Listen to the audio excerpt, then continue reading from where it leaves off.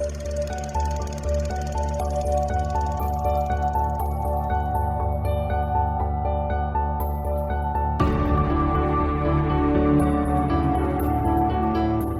I'm Sophie, and I haven't seen a lot of movies. Hi, I'm Paul, and I'm here to help with that. And we are SP Film Viewers.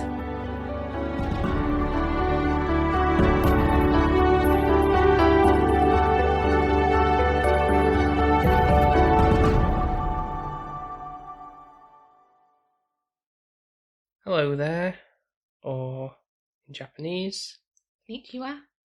or Kenichiwa. I actually said it right. I say that because that's one of the name of the characters in the film. Yeah. And it was like trying to remind you to say right, it's Kenichi. Kenichi. I No, like how to say Konichi. Konnichiwa. No, because that's not what it's called. So Ken-ichi. Yes, Ken. I do apologise in advance if I mess up That's okay. with wording, pronouncing. I'm not the smartest cookie. So it probably will happen. Also, we've got another main lead lady, which to me it should be Tina, because it's our Timmer. Timmer.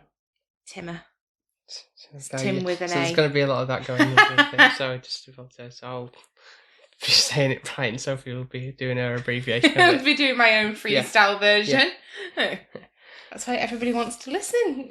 How does Sophie pronounce things? So in this episode, we are going to be talking about an anime.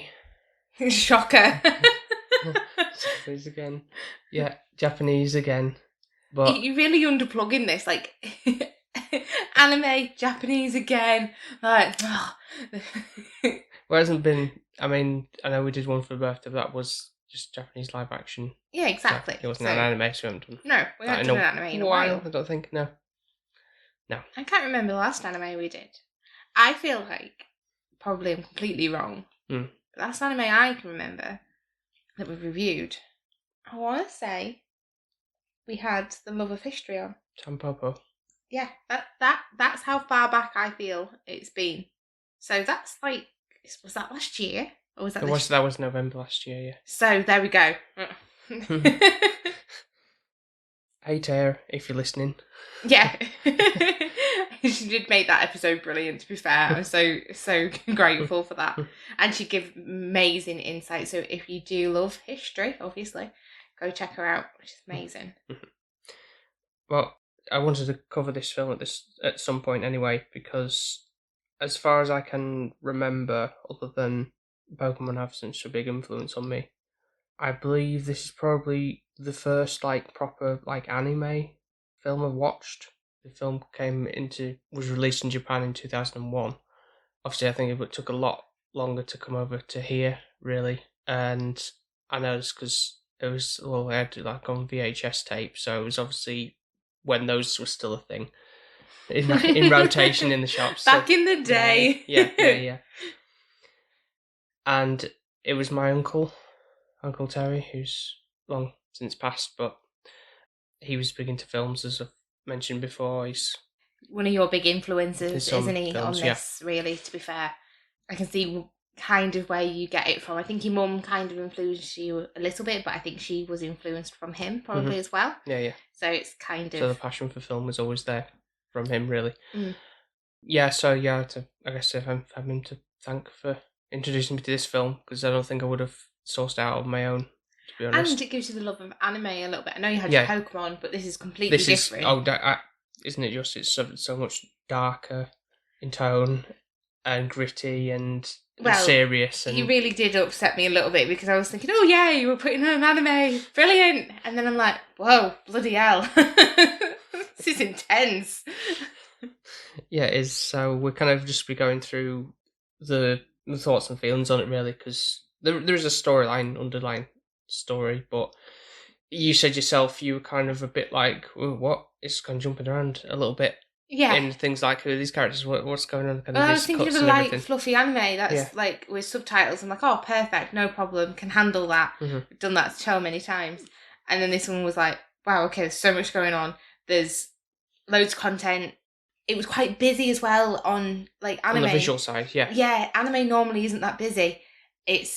You've got pretty backgrounds and there's fields. You're thinking like Ghibli films where it's kind of like just all greenery and it's like it's not tranquil. Yeah, it's not quite kind of that.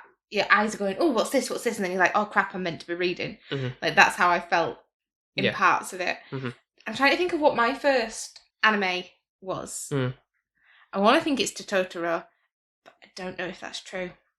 Whatever you made me watch. Well, no, won't it have been? It won't have been Kiki's Delivery Service, will it? I think it will have been Totoro before then.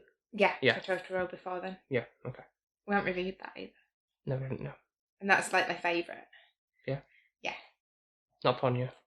Ponyo second, I would say, because I just the Totoro, like even the soundtrack, it's just yeah. Some whimsical, magical about it. Yeah. Yeah. Yeah. So going back to obviously the film Metropolis, which I'll say is kind of so people are mostly think when they think Metropolis, they're probably more likely to be thinking of the 1927 silent film, influential for. When you say silent film, is it like black and white as well? And it's one of those kind of like with the slides that come up and the like shocked face. Yeah. And all of that. So like a German silent film. Fritz Lang that directed the film, which is like a German silent expressionist. So is it actually subtitled as well from well, no, we need to be. Why am I asking that question? Is it a silent film? Jesus, Sophie.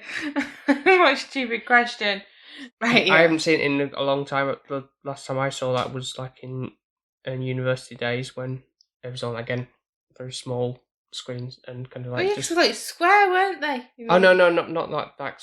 But by small, I mean like like watching when you watch a film even on a modernish TV on in a classroom might be further back, so you can't get the full gist of it all really. So it was. Is this because you did film media studies, kind of? No, this was university. Sorry, when we were doing. Why did that kind of get complicated? It's for a project. I can't remember what it was exactly, but... Okay. That's interesting, that is. Yeah. I've not actually seen any apart from this film that we've watched. I did love the kind of style and era that it felt like 20s kind of vibe. Roaring 20s, even though it was like this, not too distant future type of way. That's so weird, though, because for me, it felt old.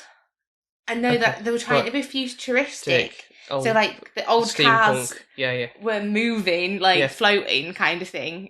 And it was just a bit bizarre because it's like 20s era, but in the future. It's more that sort of like the music played a heavily influence on that. I think more so it was like that New Orleans like jazz influx going on there. So there's certain a lot of this like music I remember quite a lot. So quite more Americanized and English. Yeah, I noticed that there seemed to be a lot of like the banners and stuff had a lot of English words on them, which is kind of surprising actually. On them, I don't know why that is, considering being made in Japan. Maybe there was if there was a conversion in terms of like the drawings to translation, would there be in the Japanese kanji or whatever characters or not? But what I've found most interesting for me on this watch, seeing it with you for the first time, and the first time I actually watched it all the way through with the Japanese subs, Japanese track and English subtitles, and the other times I've just watched it, obviously in the VHS and the DVD copies with just the English dubbed version, basically. And what I was kind of like picking up on throughout watching this was the fact that when I was like, oh, that sentence that's coming up on the bottom of the screen is, I vividly remember like, I watched it so many times that I knew that's like, yes, that's almost the correct translation of what was in the English. Oh, right, that's quite interesting to notice. To the best of my knowledge, I don't know if it's absolutely true translation in terms of what they're actually saying, but I think that's a fair comparison with what the subtitles say, so I'm just assuming from that. So yeah, more. Very good memory, because yes, a lot of things did stick out for me, various scenes throughout. I'm so glad that they do for you. It merges a little bit to me. I think the back end is definitely more vivid and in my mind than the beginning, I would say, personally. I really wanted to, when I looked at the cover, what enticed me was the artwork. Mm-hmm. So how Timur Tima. Yeah. looks on the cover. Well, I think it helps that you've got like this fancy steelbook version. Yes. I'll probably be posting, or we'll have posted a picture of that as like, here's what we're watching. It's absolutely stunning. Like, yeah, it's one of the visuals that appears in the film as well, sort of anyway. And her face is just so perfect. Like one of those like porcelain doll kind of faces. Very angelic. Yeah, like an angel kind of, and angel hair. Which I kind of the symbolism of that in the film, isn't there? Like she's looking at the sky and she's kind of like glowing, and there's one shot with like a dove like lands on her shoulder and she's bathed in light, and it's obviously there, and people like characters like, oh, is that an angel kind of thing? So it's kind of like that symbolism of higher power type of thing going on as a theme through this. But... yeah, there is, and I love the fact that it's a woman. Mm-hmm. But from the cover, you're thinking, oh, this can be like nice and. I know there's a detective. It did say that on the back. Yeah. There was like this guy that obviously was helping along with a detective, and there was robots and futuristic. Yeah. But I just didn't think it was going to be so dark. Like, it shocked me. Well, there was guns. I was a little bit like, okay, yeah, I guess it was detectives, but I didn't think there was going to be guns and violence and how dark this got. Yeah, I didn't know if my uncle had maybe, if he'd vetted it at all, before watched it before, and to see what it was like, if it was suitable or anything. But it was a PG film, but there was a lot of like gun violence. And, yeah, there was, and a lot going on that and was a bit like gory at times as well at the end. Yeah, a little bit like, whew. Yeah. I'm thinking this is a bit heavy. Yeah. I didn't think I was getting into this kind of heavy, political. Yeah, it's very political. Yeah, and dark. Even the colours are dark within the actual. The only thing that's light is her. Yeah. Tima, yeah. Everything else is like dull, dark colours. Grey, yeah. And it's really cleverly done. Mm-hmm. But in my head, it's like, this is a whole new level of anime that I've not been introduced to. Yeah, there's different sides to it. Definitely, there's a very like ultra violent stuff and very, very risque, like dark side internet with tentacle porn and things that goodness. Thing that, but it's a thing that's there, but it doesn't need to be. No, but here we are. I don't know if I find that weirder. I don't know. It's like she's not real. I don't know. That'd freak me out, I think. Sorry to anyone who is into that. But the basic idea of the film, anyway, is this big tower called the ziggurat, something like that, is like being the main power source to like almost like control all the robots and the world, basically, like a bit like the Matrix, I guess, in a way, yeah. Well, that's where all the people are like cocooned in like a big tower thing. Yeah, with the idea being that Tima, this like superhuman robot, is going to be sitting atop of the throne of in this tower, and she'll have to sit there all the time. Yeah, I guess so. She'll be plugged into the system. Yeah, it's not really a life, is it, that you want? Like, and considering the fact that Duke Red, who's the one who's kind of like funded this thing to have this robot built in the image of his deceased daughter, is like, why would he want to just imprison her like that? Really, it's kind of interesting. Yeah, it's a hard one, isn't it, to figure out, really, because it's like he seems to be wanting to hold on to something, even though he's got somebody there that's kind of really wants to be part of his life, but he's stuck in the past. It's kind of like the in a more lighter tone in that Pokemon movie, the first movie, where the Doctor is trying to create from that brief segment, which they don't really discuss in the actual film, where he's trying to resurrect her from clone his daughter, and then with like at the same time he's cloning Mewtwo. Mewtwo survives.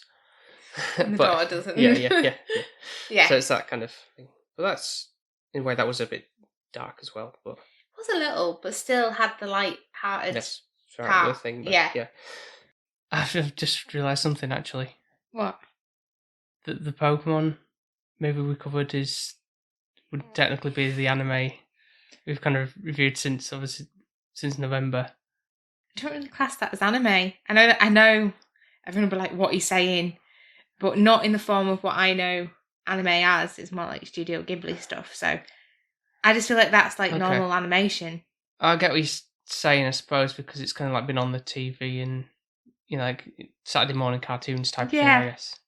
So it wouldn't Maybe come into my head. That's why we kind of just bypass that one thing. Maybe, yeah. But they're just talking about the whole the Mewtwo in the lab stuff, just reminding me.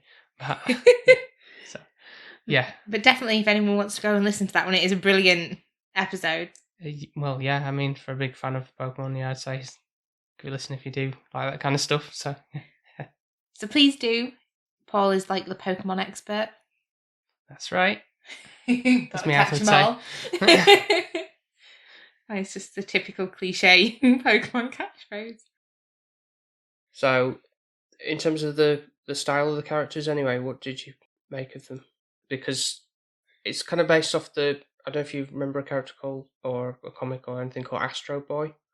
Like very exaggerated, like big limbs and bodies. Like, yeah, and these characters did have that, didn't they? Like the legs are really like round and frumpy. It seemed. Yeah. It sounds daft. More like hand.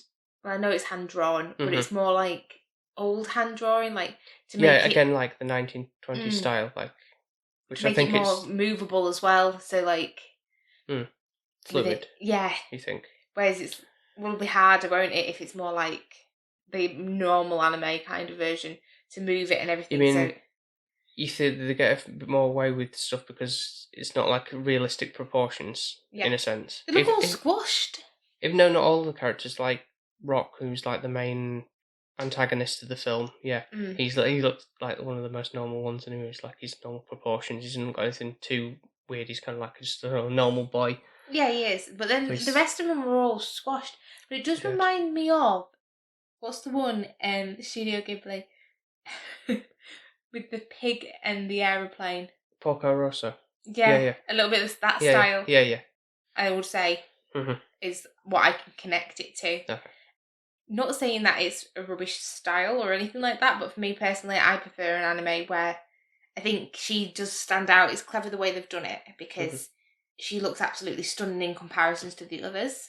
And I feel like you've got your worker ants and everybody who just kind of blend into the same kind of style, and I get maybe why they've done it.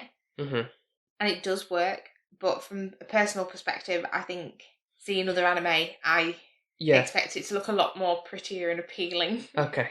I suppose I can see what, but I mean the creator of the original manga of this, Osamu Tezuka, I think I'm saying that right.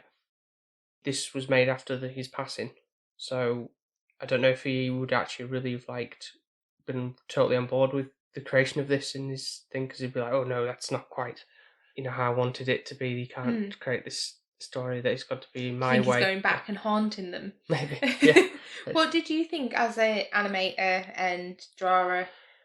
Yeah, I did quite like the whole blend of the 2D and the 3D in this. It's certainly for the time period of when it was made, 2001. It was Toy Story was 1995, I think. So 3D starting to come into play and stuff, and being developed with computer generated graphics to that caliber. But even looking back on it now and thinking, no, not too bad for what it was. Yeah. Really, the 2D, I think it flows fairly well, but it's not my absolute preferred style of how I wanted the characters to look and everything. But obviously, it certainly fairly works for the most part for the tone of what it's going for. I think it's a bit misleading though that they've put the absolutely beautiful, iconic kind of character on the as the artwork, and then the rest of them don't look like that, and it's like it's a bit of a mishmash. Some of them look really like that old Betty Boop cartoon style, and then some people don't. It's a bit of a odd mix of. Which is fine. It's not a problem to mix things like. Well, you can have that in Disney films. Space Jam, where they just go over the top with mixing every day. Oh, look what we can do! Yeah. Which we have reviewed. So if you want to go and listen to that, by all means. So I really wanted a little bit more out of this film. And I know that this is quite dear to you because obviously it was the first anime you watched with your uncle, so I don't want to rip it. I don't think I watched it with him, no. I think he just gave me the tape, but Okay. It still meant something to him because he could, thing, and it's like, oh, this is passed really it on. cool, and it's like it's edgy and I it's feel like like it's not what I expect from an animation, especially when you're watching a load of Disney stuff and No, it's Warner not. It's Brothers completely different. I don't think I'd want to watch it at a younger age. Yeah, so I guess that's why it's had like such an impression on me for watching, other styles of films like noirs and thrillers and those kind of like more darker films. I Nitty suppose gritty. dark comedies maybe even. No, I can appreciate that. And Hmm. I think for me, it's more, I wanted more of Tima. I know it sounds daft. I know you get it at the end, but it's like, for part of it, she's obviously being created. She's then not really speaking that for quite a bit of the film. To say she's your main leading lady. Yeah, So it seems a bit bizarre. It's like, when is she actually going to speak? Like, it was actually driving me insane. I was like, please, just speak. yeah. Is she just like a silent character? Yeah. Which I think is probably it's not too like similar in terms of what the plot elements are in the original Metropolis, the 1927 film, but I'm pretty certain that robot didn't speak. That just drove me insane. So, it's like, you're meant to be this all high mighty super being, yeah. Yeah, so why can't you speak? Like, Yeah. I expect you should be able to do everything. Yeah. And it's only really when she's like with Kenichi and he's kind of like, I guess he doesn't understand really because for all he knows it's just a girl that's She looks so glowing, real. but Yeah. glowing nonetheless. But when he finds her in this burned down laboratory, but and she's kind of like to explain like who are you and she doesn't like get the concept because she's a robot. She doesn't understand these terms. She's only literally just been born like 5 minutes ago, essentially brought to life. That's scary to think like that is even a possibility. Like, you could be born like man-made and not know who you are, what your purpose is, and yeah, we don't know as to what in terms of what memories she would have had implanted into her to be. Obviously, it's just an image of her, but was there much more to it, or was it incomplete? Maybe because kind of the plug was pulled too early, essentially. Yeah, it was because Rock has a problem. Obviously, he's got some daddy issues, and really, well, it's not even his dad, as he says. No, but he wants desperately to be like idolizes his dad, and wants to be seen as the best man for the job and everything. But he's clearly not, because he keeps just shooting everybody. So like, that's not going to get you anywhere in life. Yeah, he wants the respect of him. And he always shoots a pair of robots, and it's like, just because they want to wander and be free, like, oh, you're not meant to be in here, so you're going to die. Like, if everybody did that, yeah, like in the entire world, then you wouldn't be getting by very far, would you? No, so there's this whole thing that runs through it as well, with the fact that the robots are seen as like like the slaves, essentially, as most people might think. Like they just do all the shit jobs for us and everything, so they don't get much respect. They kind of work on the lower levels doing the grunts work. You still should be grateful for them. And then there's these people, these like the Malduks or whatever, who are like the rebellion against the robots, and like, oh well, we're gonna just take them down and everything because like they've got no rights basically to be up in the top levels or whatever doing stuff, or the malfunctioning or whatever. We'll just shoot them. Also, it's one of those things where there's an argument, and it happens today, where machines take over people's jobs. Yeah. So people don't have income and livelihood, and it's like, so, well, this is still relevant, yeah. Robots and machines are taking over people's jobs, yeah. Yeah, like for example, say in this film, yeah. Asda, like if you want to be a cashier, like, to be fair, do I really want to speak to somebody and they handle my food, or would I rather go to the scan and go thing, or do it myself? Yeah, like, check out, yeah. I know which one I prefer, even though sometimes it does annoy me when it says it's not in the bagging area, and it clearly is. Yeah, so again, it's not always perfect, but that's one. But I fear the day when those things start to go rogue and just start to uprising. Yeah. Do you know which one I think it's going to be more of? What? Is your mobile phone. And that's so key to what the film we watched, it's an animation, isn't it? Mitchells versus the Machines, yeah. It's so key. It's like, it will be, the amount of times people look at their screens on their phones, it's so scary. Like, mine tells me, like, I've got a well-being thing on my thing, going, you've looked at your phone for 4 hours, and it's like, crap. Within a day, 4 hours, it's like, what could I be doing better than looking at that screen? Yeah, I know. And it will take over. It will be one of those things where it does. And it will be scary. I can imagine it will. Everybody always thinks that technology eventually, and the amount of technology, how it has progressed, it's compared to this film. You know, I would love a robot to come into my house and clean for me. Like, or do my shopping. Yes, good, yeah. It would be amazing. It did, but think about the amount of time you'd have then to do other things that you don't get around to doing as much as you like. But then it might be like WALL-E, where we end up being massive because we don't move. A lot of other film references. You're like, oh yeah, it's like this and like this and that. It's good. Yeah, it's good to notice these kind of things that have maybe like, you know, future influences from different aspects. Yeah, cool. You're welcome for my input. There was the other robot, wasn't it called Fifi or something? I loved Fifi. That was like a cleaning robot. Anyway, it's called Albert 2 was like the brand of them or something. But I don't know why Kenichi calls it Fifi. I don't know what that was all about, because there was like he kind of helped him out. You know, that robot brought him some water to revive him and stuff, and kind of like took him and Fatima away from Rock and everything to kind of like be safe. Robots do have feelings.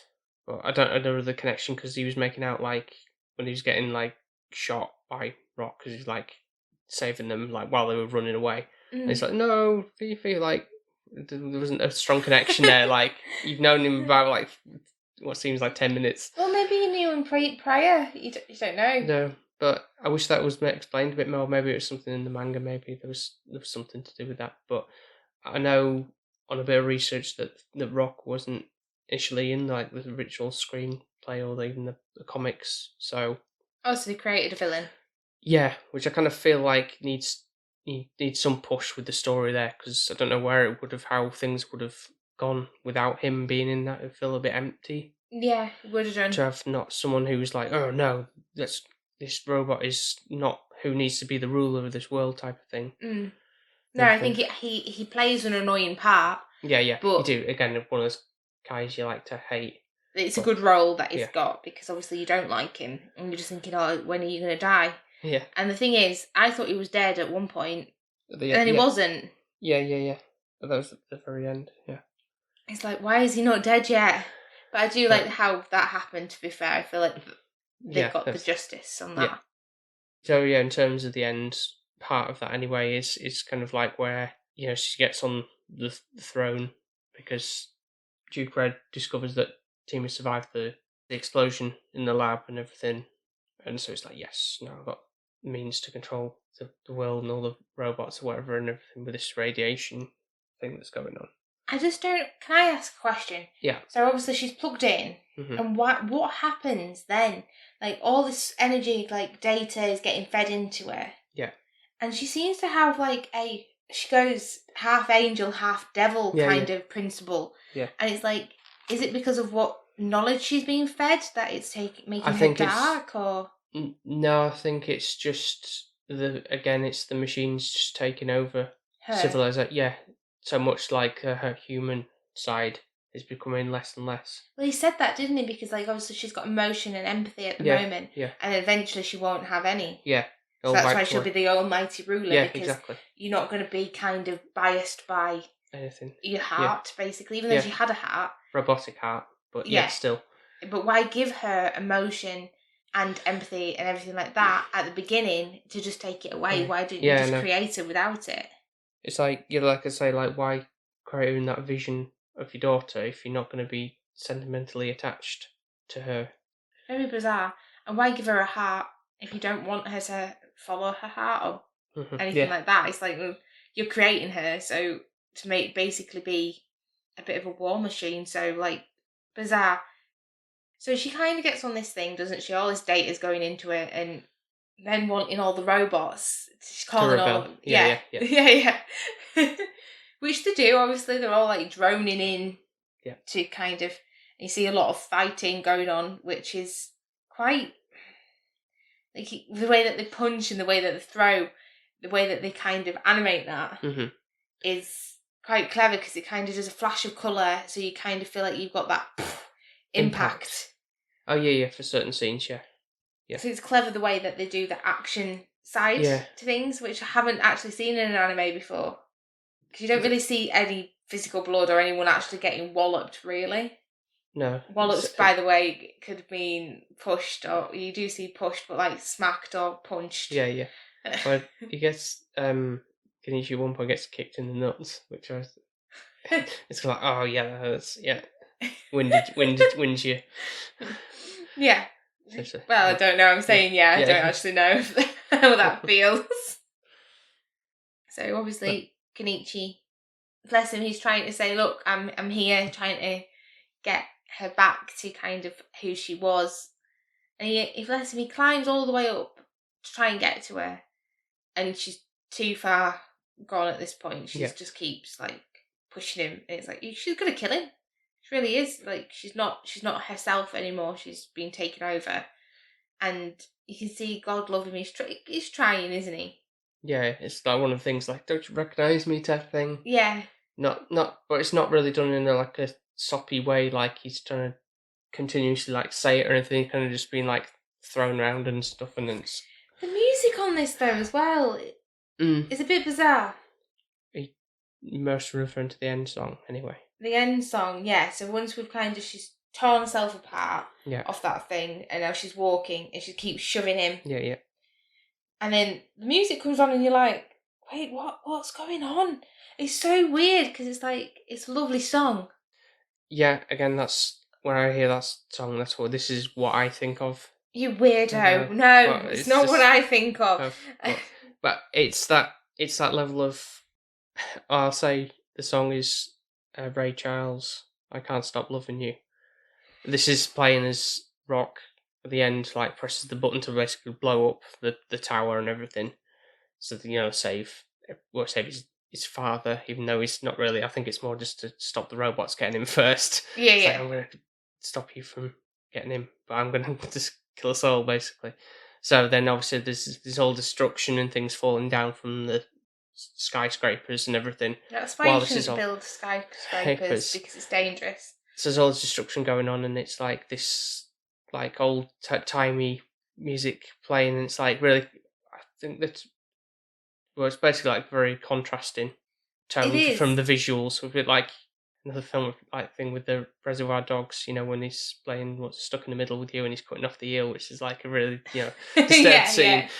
And then it makes it comical, whereas this kind of, you feel a little bit saddened. It's melancholy about it, really, the situation, which is, again, feels very impactful, really, of the fact that... It seems bizarre as well, like, who thought of this? Also, it was weird to think of it as, like, an English kind of singing song within a Japanese film. Yeah. Like, that seemed a bit bizarre, which I'm not complaining about. It works really well, but it's just a little bit like, who's thought of this? Whose brainchild was who that? Thought to put that song in particular, Yeah. Brilliant, absolutely brilliant, but a bit like, that wouldn't have been my choice. Going back to like other like techniques that was being used, there was like, did find them a bit strange when they were doing like some like transitions where it's kind of like that fade to black but a zoom in like a whole thing, a bit like a very like old cartoon thing as well. Yeah, I did feel that way.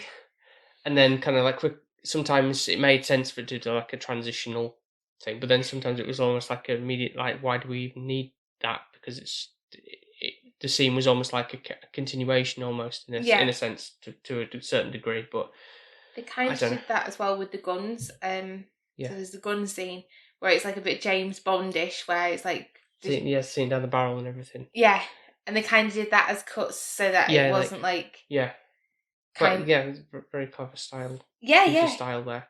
Really, really thought out. You could see that every part of it had been thought out to create the masterpiece that it is. Yeah. But the ending, can we go to the ending yet? Yeah, I suppose so. Yeah. Didn't think it was going to end the way it ended. You know me with a fluffy ending. Yeah. Didn't get that, did I? No. Oh, so let's put an anime on. Oh, you'll like it. You were the one who picked it out, though, to be fair. Well, she looked beautiful in the thing. She really did on the case. She looks absolutely stunning, and she still does in the film. But it's just a bit like, oh, I don't know. I didn't think he was going to end this way. I actually hit you with my book, didn't I? It's like, you knew I wouldn't like the ending of this film. Like, you must know that. Like, you must think, yeah, I'm going to get some kind of slack on this now. You know, I'm not going to be going lightly on you. Do look like, yeah. It's not how it should have ended. How should it have ended then? She went back to normal. Okay. So, like, her dark side when she was able to live her normal life, that she technically, it did. The dark side did go at the end because as she was falling, her heart kind of gave out, and that stopped her from being part of the big machine. And so she was kind of like saying like, "Who am I?" As she was dangling from the but then thing, but you couldn't say because the rope was tethering and breaking. So it's like, well, we can't lift her up any faster. Well, she could have grabbed his hand, couldn't she? Or did she not understand the concept of hold? Like, she's meant to be an almighty human being, but doesn't know how to hold someone's hand. Like a system reboot, so it's like No, not having it. She shouldn't have died. Like, that shouldn't have been the way that it ended. No, but they do find the other robots do find some of the stuff in the wreckage, don't they? And Kenichi's like, I want to stay behind in the city now, so that maybe kind of implies that he wanted to either like try and rebuild her or something. You could see it that way, perhaps. Or, like he's just kind of like made friends in the city and he's just hanging out with them. Maybe he wants to help the city get back to normal. Yeah. After the revolution's over and done with, yeah. Yeah. I know it's a lovely ending though with Fifi being able to give that's what I mean. the hearts. That part is quite sentimental, isn't it? It's very well thought out and just give you that kind of feeling of like there's hope there. It's not like a little bit teary at the same time because like, well, he did love her and now he's got a heart, but she's not present, and it's a little bit sad at the same time. Yeah, but the robots do seem to get a lot of stick in this, don't they? Really, like that one at the beginning that's kind of like signed to the detective at the beginning. He's kind of like to assist with him, and he gets like shot and destroyed halfway through the film. Really knowledgeable as well. It was just like he knew the city job well, and it's kind of like he didn't seem to bat an eyelid at the fact this guy Atlas, who's one of the people from like the rebellion, revolution, whatever, was like, "Oh, I'm gonna just aim a gun at your head and shoot you now." Like, yeah, let's kill them all, type of thing. And it's like, it's not right. Leave him dead, and it's like, that felt a bit sad for him. Really, it's like to kill a character who didn't really seem to do anything wrong. Yeah. But, I know what you mean. Yeah. It just the main takeaway of this, I don't know, was like, don't rely on too much on machines, but we do though already. It's scary how much we rely on machines. Like, would you walk out of the house without your phone? No, not these days. No. It's the lifeline for most things, isn't it? To get in touch with somebody if you don't know where they are. Or, for example, like Google Maps. Yeah. Like if you were going to go on a road trip, you would not take your phone, and it's like, it's scary how impactful a phone is nowadays. Do you remember when you just used to be able to make a phone call? Yeah. I know. You wouldn't even text or anything like that, and you could play snakes on it. Yeah. Good old days. Yeah. Okay, is there any other pointers you want to bring up on this? No, just that you've really thrown a curveball at me. Into what anime can be. Yeah. Perhaps, yeah. I don't think I love it. I don't think it's like, oh, give me more. Like, give me more Studio Ghibli stuff, and I'm like, I'll eat it up all day. Like, because the ending is perfect, and it's just wonderfully colourful and everything. This is a new concept. It's different. It is a bit out of my kind of brain, I guess, for what I would think of as anime. Okay, yeah. So you're a bit deceitful, I feel. Like, a bit like, kind of like, oh yeah, it's anime, and not kind of giving me much Well, no, on that's it. not. Right. And then me being like naive and going, oh yeah, anime. Okay, let's put that on. Well, I already said the reasons why I wanted you to see what you thought on it, because of how I've sort of essentially grown up with this one in particular as being a big impact on me. So that's why it wasn't like just going to put some random ass thing on that I've maybe seen once or whatever and be like that have not even any cultural relevance. I can imagine you watching this initially, you'll really enjoyed it because it's dark, it's got your humour in it, it's got your sense of style of movie. Yeah, more grit. Yeah, you like it gritty, whereas I'm like it a little bit more light-hearted and fluffy. Yeah. Okay. Do you have a score? I'm going first. Yes. Oh God, no pressure. Oh dear. I'm scared because I don't want to upset you, but I don't want to give a biased score either. Okay. Because... No, don't. Please don't. No filter. No. Okay. Have to be like, oh, it's got to be a 10 or anything. It's not a 10. It's not low. It's just, I don't know personally. I probably would watch it again just to make sure I haven't missed anything. And hopefully the beginning part would make more coherence and everything like that. Sorry to throw that in, because I've said of the fact that it kind of works fairly well just with English dubbed. Would that make an impact, do you think, in the future? Like, I'll just watch it that way because of its... I think just so that I could get the more visuals, because I feel like there's a lot going on with the actual anime, and it's amazing, and I think I've missed quite a lot of it. Like you were saying, there was English signs, like I didn't even notice them, I'm not going to lie, because I was reading and looking and trying to figure out what's going on with the story, obviously. Whereas you've seen this plenty of times to be able to catch on certain things in the background. I didn't even look at the background that much, to be fair. So I think that might help, and then if we wanted to watch it again, then I could do like the Japanese and you getting used to it again. Because I do find if it is English dub, it puts me off a little bit. I don't know. I struggle with it. But I don't think, certainly from a younger self point of view, it didn't seem to faze me, obviously, because that's all was readily available to me, to be fair. But I really don't think this one in particular would be any less value to watch it in English dubbed. So anyway, but yeah, your first initial viewing score. Okay, so I think it's dark and gritty. It's a really good storyline. It is a little bit kind of intense, so you have to make sure you really, really got your focus and paying attention to it. It's not one of those that you can just put in the background unless you've seen it several times so you know what's going on. You have to kind of make sure you really, really are focusing on it. I think so.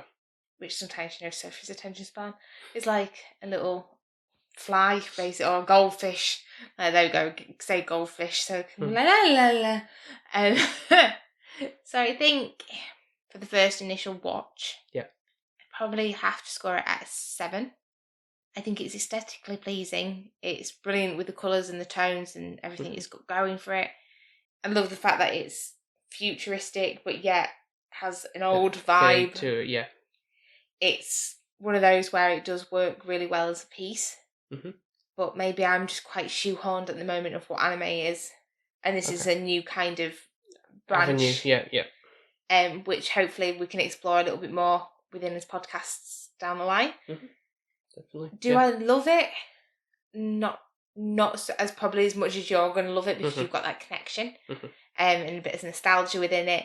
Whereas me, I think I'd have wanted more of a more positive ending within it, because obviously you've got this beautiful character that's been created, and in the end she dies, and it's like, wow, okay, I didn't see that coming. It's like Space Jam again, when they pretend to kill Bugs Bunny.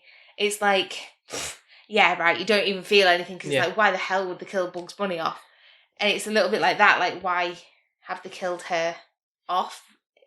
I get the impact and the dramaticness they're going for, but I'd have really liked him to have saved her. I think it was more deserved in this Metropolis than it was in Space Jam 2. Yeah, like you say, what was the point of that in that film? But Nobody believed it at Yeah. all. This added drama and everything to the film, But- it does, but it'd been nice to have that sigh of relief when she came up. When she fell to the floor, I was like, what? No, Yeah, this is not, shouldn't be because- ending this way. I think that's just the tone of the film reflects that, so you can't have like a fluffy ending, really. So can't all be roses, unfortunately. Okay, so my score is, don't get me wrong, it's not like going to be super high, considering like how much of an attachment to it. It's really good, but it's not like my favourite. It's like, oh, I must watch that again, like Tomorrow. Yeah, that type of thing. Yeah. It's good to come back to and think, and it like it's shaped the way for some of the influences of films and stuff. So for me, it's going to be an 8.5. Okay, I'm surprised. I thought it was going to be higher than that, so I'm grateful that you've not scored it too low then. What do you think it was going to be? 9? Yeah, I thought that. Well, it's close. It is close, though, isn't it? Connection to Yeah, it. yeah. I know we Is don't want to be biased, but we do biasedly score. Things, yeah, we do sometimes. Like me, the ending's rubbish, so I'm scoring it as a 7. Yeah. I think the 0.5 is more. I think it would be an 8, but the 0.5 is more of a more sentimental value for me in terms of what it is meant to me, really. Growing up, I guess, as part of it. So, yeah, I think I've kind of like covered my points as to why it's a good solid anime, and I definitely do recommend to people to try and seek out and watch it. Really, yeah, definitely for people to, if they enjoy anime and they want in a bit of a different Scope. approach, Yeah. and they don't think it's going to be light-hearted and fluffy, then they might not be as shocked to the system as I was when we were watching it. I was like, what the hell is this? It's really, really interesting, and it is one of those kind of different things to watch. Definitely. Okay, so thank you everybody for listening to this episode. If you would like to hear all our other previous episodes, then you can go find us on Podbean, Spotify, Apple Podcasts, and wherever else you may get your podcasts from. We are also on social media, of course. Yep, so just follow us, like us, subscribe to us, message us, stalk us. On Instagram and Twitter under the handle SP_filmviewers. If you want to leave a nice little review or anything like that, or just be really friendly, you can do that somewhere as well, can't you? Yeah, you can do that on Apple Podcasts and Podchaser. I think those are the main two, really. You know, like 5 out of 5 stars or Yeah. whatever the scores are. Yeah. Like 5 stars are always the best. Yeah. Just for me, in not the fact that Paul does all the hard work, like. Yeah. Also, there is a Buy Me a Coffee page, and the fact that it does feel a little bit more autumnal these past couple of days does make me want a lovely hot chocolate. So if anybody wants to be so generous and kind to donate towards coffee, we normally let Paul have them because he works his socks off. Yeah, but you can always just give Sophie hot chocolate. It is her birthday soon, so Oh yes, in September. So autumn is my month. Or season, should I say. So thank you very much everybody for listening, and we will speak to you next time. Speak to you next time. Bye. Bye. Bye.